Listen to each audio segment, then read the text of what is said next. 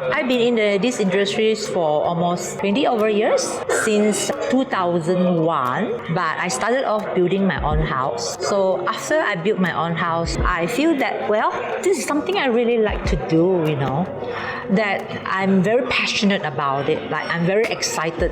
Each morning I wake up, I'm looking forward to source for building materials, looking for new designs, ID, all sorts of things. I work very hard. Since I left school, I started doing business, but those business are not my passion. I just do it just to make profits for a couple of years until I built my own bungalow.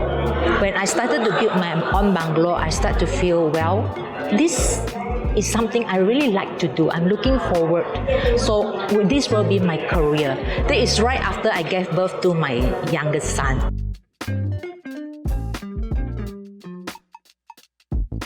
Definitely, being woman in this industry, the man will come and say, "Oh, come on, this job is not for you as a woman. You are always so dressed up. You should be going for high tea." I tell them, "No, I can be as good as you all." So that is another challenge for me.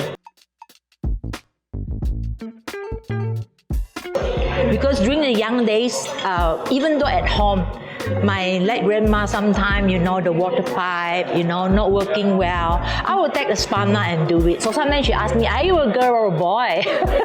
So I always tell her, "Grandma, I was bullied in school, Everybody say I don't have a father. They never see my father bringing me to school." So my late grandma told me, "You say you are so good in your study. Whatever others don't have, you have it because you're so smart." She pointed to me, "You look at all the stars there in the sky. You will be the brightest star." So that really inspired me, So from there, I was working very hard. I tell myself, I don't want to be poor. I really want to be successful, and I want to be as good as men. Okay, I would say every project I hold very dear. Every project I'm proud of, but especially the one that we're going to launch, I'll be extremely proud because we are going into the ESG, which I feel that as a developer, I really need to start to progress into ESG compliance. If not, you look at the world, you look at the heat, the warmth every day we are facing. What will happen to our next generation if I don't start it now?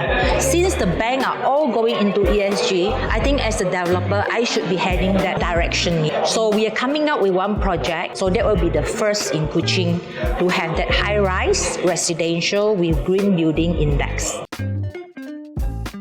As a boss, but I never treat myself as a boss. I always tell them, I'm your family, I'm your mother, I'm your sister. Yes, I'm a leader because I want to lead you people to do the best, because we want to strive for excellence in the company. We want to do our best.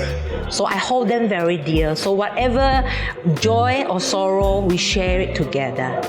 Like even during the COVID time, wow, I would say that is really a nightmare to me, another nightmare, which is unprecedented. Can you imagine I lost 18 kilos within that 6 months? I just don't know what to do. A lot of people say you should stop. You look at the economy now, I was staying at home, nothing I can do, But I still do my planning at home. That did not dampen my spirit. I carry on. I told them, I said, come on, I don't follow the flow of the river sometimes. I will go the opposite direction. I don't stop paying my staff salary. I still keep on paying them because I was telling myself, if I sacrifice my savings, I'm still fine. My family is still fine, But their family during the pandemic time, if you stop their salary, how can they survive? So I think they all appreciate that. We pull through together and we come out stronger.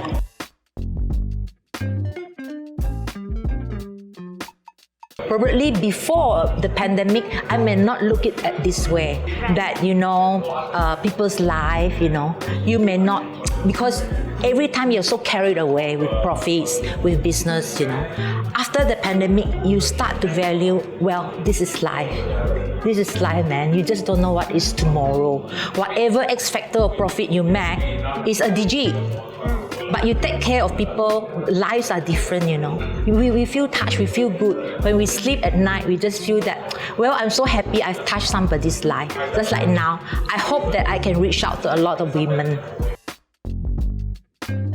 I think most important is my children. I really love them. I really love them. Especially now I have a little granddaughter. That really pushed me because I was looking at her. I mean, look at the mirror. That is the person that inspired me. That is myself. I want to do better each day. I'm asking myself, have I done enough? Am I good enough? Have I achieved my goal? Have I reached my pinnacle of success? So, you know, these questions come up every day to me, every morning. How do you answer yourself? I will tell myself I will do better. How am I going to do better? I have to find my ways to make myself better each day. To me, women empowerment is like women must have a choice of their own, what they really want to do in life. They must have the rights. You know, not every time going back to the husband, my husband say I am not supposed to work. My husband's not asking me not supposed to do that.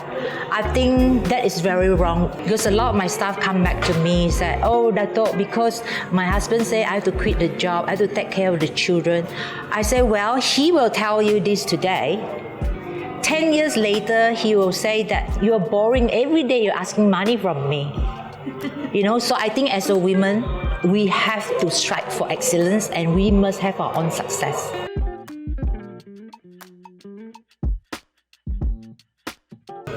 I would say that they have to be confident in themselves because power and growth only comes through perseverance and endeavors.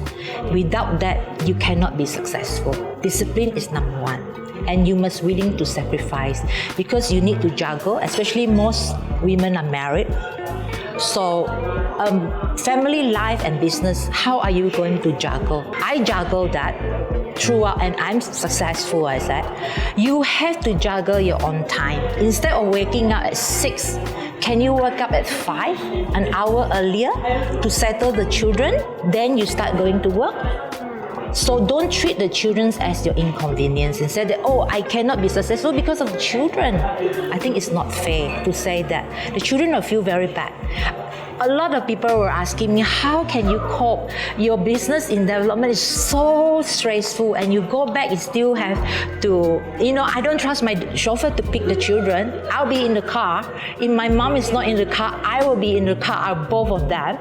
So, you know, they are saying that, how can you stand that? Especially that time, my son is still very young. I think he's like less than 10. So kind of, I told my consultants, they said, the children voices, the cries are the music to my ears. I really love them, you know.